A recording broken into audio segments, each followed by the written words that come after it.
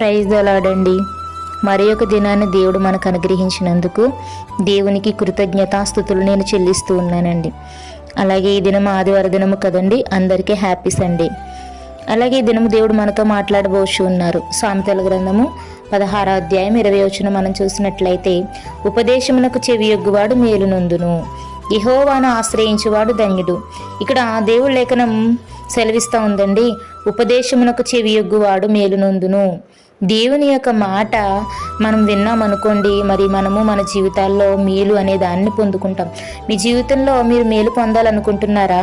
అయితే మేలు పొందాలంటే మనము దేవుడు మనకి ఎన్నో విషయాలు బోధిస్తూ ఉంటారు, ఎన్నో వాగ్దానాలు చేస్తూ ఉంటారు. ప్రతి దానిని మనం విని విడిచిపెట్టడం కాదు, కానీ దాన్ని ఎల్లప్పుడూ కూడా మరి జ్ఞాపకంలో ఉంచుకున్న వారమై దాన్ని పొందుకునేంత వరకు కూడా పోరాడుతూ ఉండాలి.